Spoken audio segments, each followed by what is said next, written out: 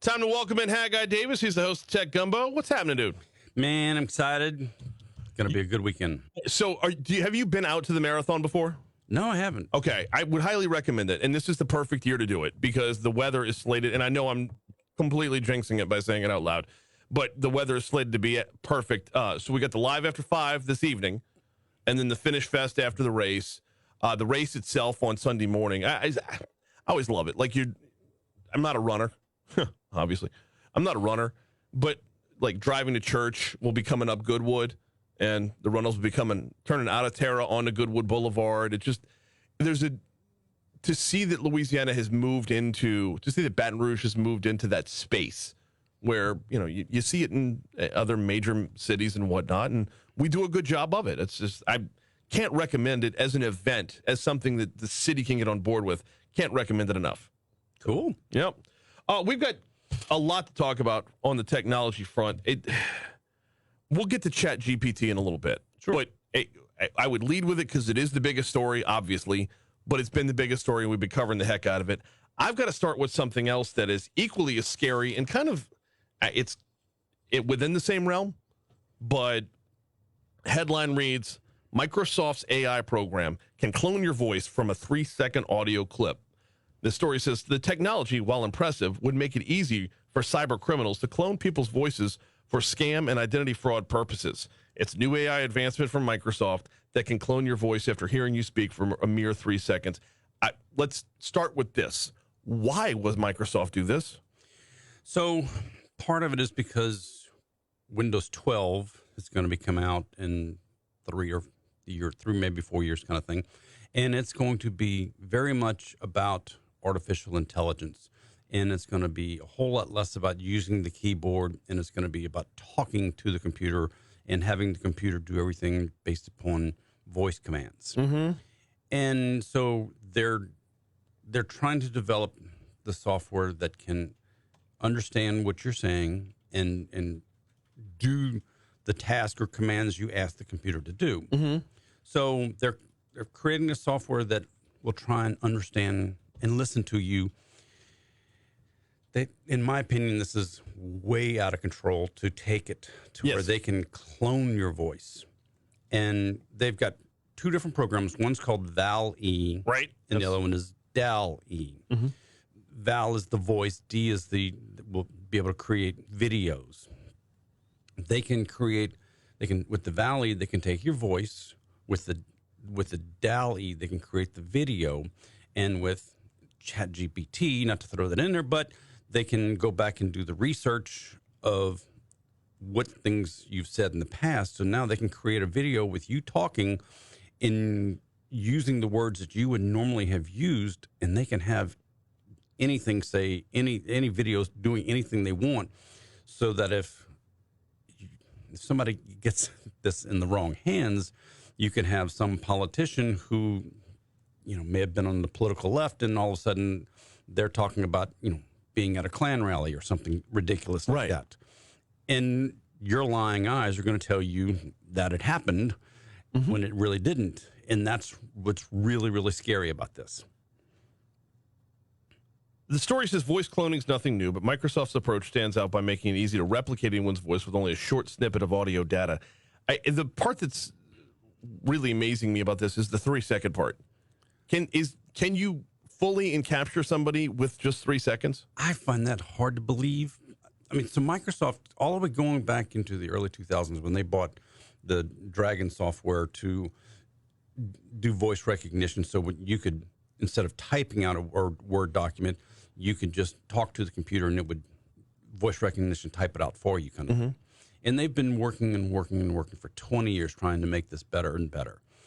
But to actually take 3 seconds of you speaking, and now they've got you and they can replicate your voice. Right. That's amazing how well they could do that. So the program, like you said, it was designed for text-to-speech synthesis. The story says a team of researchers at Microsoft created it by having the system listen to 60,000 hours of English audiobook narration from over 7,000 different speakers in a bid to get it to reproduce human-sounding speech. So for text-to-speech, the part that I'm having trouble understanding the why behind this is I can have the AI recognize what words are. Why do they have to know it's me saying them? How can they? That's the part. Why do we have to have a need for it to replicate my voice or your voice, a voice in particular? The replication is the part that I don't understand. Okay, so you're in the same boat as me. Yeah, then. yeah. I understand why they're trying to understand the words better and trying to create the words better. Mm-hmm. And part of artificial intelligence is this software is only good at predicting the next word in the sentence. Okay. It's not really good. It doesn't know how to do anything. It just when you're talking about Chat GPT or any one of these chat bots or anything, if it's going out and searching and looking for information, when it's compiling things, it's not saying, "Oh, I know how," or "I'm not giving you a reason why," with logic and sound evidence. It's looking at information and saying, "Okay, based upon this, the next word I'm predicting will be," and it's just putting together a string of words, right, that looks like it should work together, but you don't know if it actually does. It's Mad Lib. And so that's a good reference. Thank you. It's trying to put together information that humans can understand, Mm-hmm. and it's predicting that it's going to be right. But we still are at that point where humans have to go back and review it to make sure that it is. All right, I've got another question to ask, and we're going to have to either address it during the break on Facebook Live or when we come back from the break. And it involves AI's track record on replicating people. Moving from facial recognition to voice recognition, are we going to see the same problems when it comes to recognizing voice that we see when it comes to recognizing faces? Oh, absolutely. This thing, it has a very, very bad track record when it comes to different slangs and the way they speak it. Oh, Do we want to stumble over words? Do we want to get the words right? Because I asked the question knowing how potentially racist the answer could be. Oh, so yeah. Okay. Let's find the most politically correct way to say it when we get back. Right now, let's take a quick break. Check your money now. Check traffic. Coming back with a cup of tech gumbo on Talk 107.3.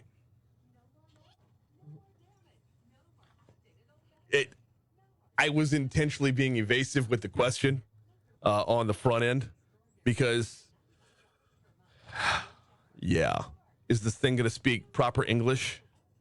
And the other question is, the more animated you are, does that make it harder? Oh, yeah. Okay, so inks are screwed. This kind of thing. So when it's the 7,000 people it's been listening to, or it's 7,000 audiobooks. Mm-hmm. People who do audiobooks are very evenly spoken. They're right. They don't have right, but slang. They're okay. Like if you're poised, if you're trained, if you have a it doesn't do well demeanor. with accents, though. Accents are difficult. That's where we're going to go with it, by the way. Because it's. I mean, he's New Orleans, and that's going to be difficult for AI to pick up New Orleans. Right. So, yeah, that's what I say. Condon's going to be fine. There it is. Okay. Oh, nuts. I missed it. So Monday night, we'll have Jabril Cox and Damone Clark versus Leonard Fournette, Russell Gage, and Devin White. All right. That was the runs for the NFL issue. I'm going to do the whole list in the final segment when I talk about sports betting as well.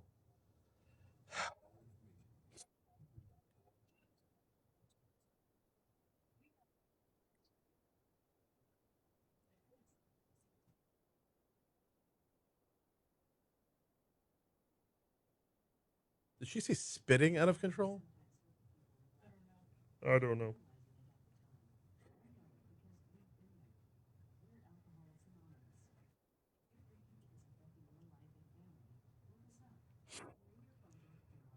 My drinking is.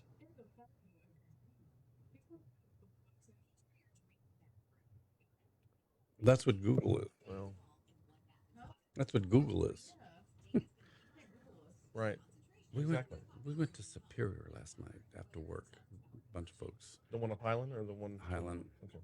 And I had 2 margaritas, and I was, wow. Be careful with Superior margaritas. They have a special ingredient. Close. It's called Everclear. The Superior Margarita makes an appearance at Mercy's Fair every year, and people drop like they've been sniped.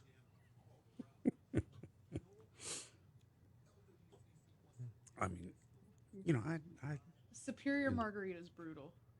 You got to be ready for I it. see two sixth graders talking to each other at a school fair. One of them tells the other one, "Your mother's face down in front of the stage." Face down in front of the stage. Bro. Your mom's gonna be hungover tomorrow, dude. The wine moms get me. When the wine moms get some tequila in them.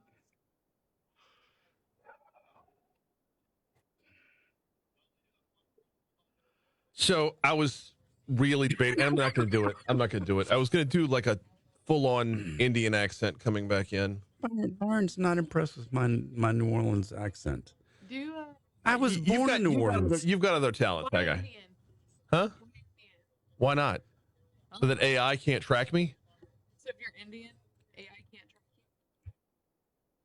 60,000 hours of English audiobook narrations from over 7,000 different speakers. How many of them Speak perfect English. Right. No. How many of them already speak perfect English, and how many of them are of a different nationality who's going to have a different spin on it? Recorded books are also very. I mean, if you just even stutter a little bit, they're editing that out. Well, half of recorded books are voiced by Joe Mantegna, so he's out. He's done. His life is over. What? Who's Joe Mantegna? She's too young. I know. It's okay. I try my best. You'll look him up. Look him up, and you'll be like, "Oh yeah, that guy. I totally knew who that guy was."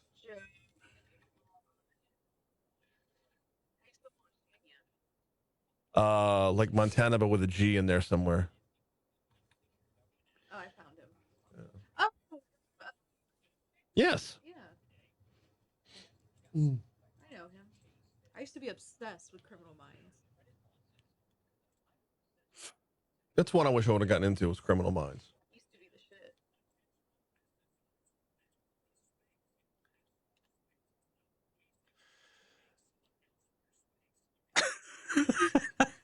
What am I missing over here? Troy said that's a great backhanded compliment. You have other talents, Haggai. Yeah, I've had worse things said to me or about me. There was a comedian on, was it Jimmy Fallon not long ago, explaining what the New Orleans accent actually is? Because like it's either Haggai's is very caricatured. Yeah, it's on purpose. my relative. I mean, Jesus God, I'm from the West Bank, Brolin. I mean,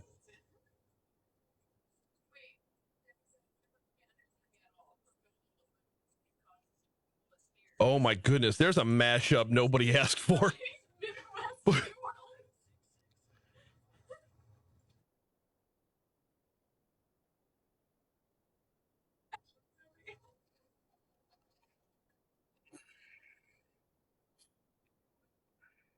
652 Talk 107.3 FM WBRP. Mornings with Brian Haldane rolling right along. Talking a little bit about having your voice stolen. Microsoft's new AI program can clone your voice from a 3-second audio clip. Haggai, we were talking about the racial repercussions of this heading into the break. Microsoft created this Val-E by having the system listen to 60,000 hours of English audiobook narration from over 7,000 different speakers in a bid to get it to reproduce human-sounding speech. I understand wanting to reproduce human-sounding speech. It's just the specificity to be able to steal someone's voice that's the worrisome part. But I want to go back to AI's track record. White guys are screwed. Yep. Okay. I mean, that's... because white guys are the ones who've been creating it. It's not that AI is not racist or anything like that. It's not. It just, when you create something and you're testing it on yourself, and you're the white guy who's testing this and creating this, and it's just about you. You're not bringing in people of other races, other cultures. You're not even bringing in regionality. Regionalities. I mean, it's it's very much like the Brady Bunch. I mean, it's just so plain and vanilla that that's kind of where it is right now. It's there have been more and more studies and more programming that's trying to bring in other cultures, other races, other languages. But for right now, it's mostly just been a bunch of white guys, and that's kind of where it is. Yes. One more second on the specificity, though, and we got to move on because we got two other stories to talk about this morning. On the specificity, though, are we really at a point where we need to have only my voice can be voice to text on my phone? I don't know that it's specifically about your phone saying, wait, I don't recognize you, so I can't do anything with you. There's all kinds of like HAL references going on in my head. This is highly irregular. It's all running through my head. And should be. This is kind of scary stuff that where this could all be heading down the tracks towards us. So if you are a very well-trained, very disciplined, your speech patterns are such that makes you very easily understandable in the world, you are more subject to this than, like, let's say, Condon. Yes, that would be fair. Okay. We'll dedicate a segment in the very near future about putting the you-know-what back in the horse. Every week, this scares me more and more. I hate to be that guy. I like embracing technology, but my goodness, we're at a point now where I feel every week I want to quote Jeff Goldblum from Jurassic Park. Yeah. You spent so much time wondering if you could. You never stopped to ask if you should. ChatGPT's creator is talking to investors about selling shares at a $29 billion valuation. OpenAI, the research lab behind the viral ChatGPT chatbot, is in talks to sell existing shares in a tender offer that would value the company at around $29 billion. This, according to people familiar with the matter, making one of the most valuable U.S. startups on paper, despite generating little revenue. Haggai, are a whole bunch of people about to lose a whole bunch of money? No. Really? Because Microsoft came in and said, they did a little bit of a Shark Tank moment. They said, okay, 29 billion, maybe 21 billion. You evaluate your company at 21 billion and we'll buy 49% of it. And they said, okay. Wow. They took the deal. So Microsoft has put $10 billion into ChatGPT, into OpenAI is the name of the company that created ChatGPT. So now Microsoft has 49% ownership of this company, and you can book it that you will start seeing ChatGPT showing up in Bing, their search engine, in Office, so that when you're typing out a Word document or a PowerPoint presentation or creating an email in Outlook, then that ChatGPT is going to be creating that. And Google is very, very concerned about this. As they should be. Because the search engine, to use ChatGPT to go and create a search, if you ask it to search for something and it comes back with the exact answer you're looking for, as opposed to here's 3,000 links, go figure it out. Right. Because that's what Google does. Which is what Google does, right. They bring back, here's all the links, and you can go find exactly what you're looking for. ChatGPT gives you your exact answer. Okay. I already know the answer to the question before I ask it, but I have to ask it anyway. How does ChatGPT make money? Right now, they're not. But when you take that and you put it into a situation like a Microsoft Bing that will have ads on it. Now it is worth a fortune. In theory, yes. I'm waiting for the time where we start to realize that all of these things are reactive and not proactive. We all use shoes as a reference, right? If I buy a pair of shoes, I'm going to get ads for shoes for the next month. Well, that doesn't make anybody money because I've already bought the shoes and it has nothing to do with the ads. True, but this ChatGPT is different. Well, yeah, because it's all encompassing. And it can tell 10th graders, I'll write your paper for you. It's already been banned by the New York School District. Which is physically impossible. Well, you're not supposed to, you can't use ChatGPT on the school grounds, but if you just walk outside the That's building. the reason they call it homework. Yeah. Yeah, and so it's where this is headed is just it's frightening. You remember Phil Hartman?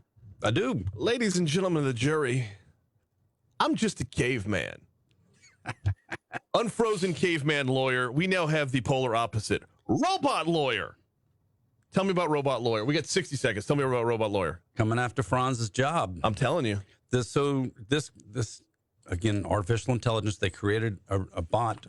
This lawyer is supposed to wear earbuds, and they're going to go into a traffic court in a small town, and he's going to defend a ticket. I can't wait. A speeding ticket. They're not saying where, but the AI is going to listen to things that are saying. It's going to put information into the earbuds in the human lawyer, and that guy's got to say everything that the robot is telling him to say.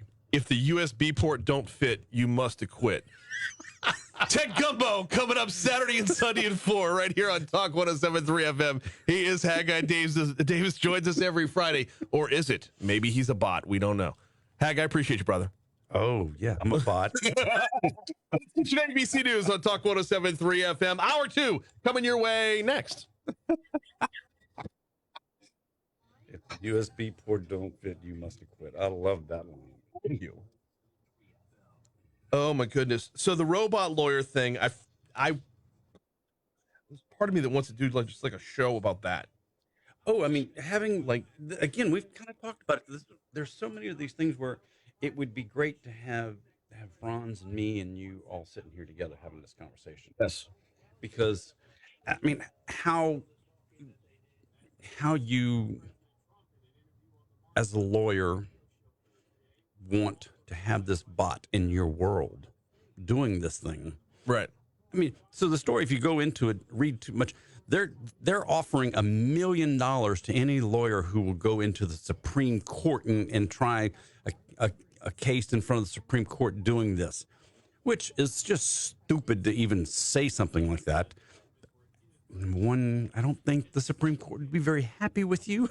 So that's the flip side of this is as long as there are still human elements, those human elements will be biased against the robot. I would be naturally inclined to be biased against the robot. Of course. Just to prove a point. And so if you're not if the judge doesn't know this is going on, if the other attorney doesn't know that this is going on, there's just, it's so many problems with it. But if you tell everybody up front, hey, look, go ahead, you can, I'm going to be playing, we're going to have this, just a stupid traffic ticket and try and prosecute it. I'm going to try and defend it and judge, but as long as we're all doing this together to see how it plays out, which you could be moot court and go do that. Sure. You could go to people's court and do that with Judge Judy. I mean, but to do it in a real court it just kind of thumbing your nose at the system. Yes. Why? From the first time that a computer was taught the game of chess, in order to beat a human at chess, that's what got the ball rolling, basically. And everything since then has been, it worsens and worsens and worsens.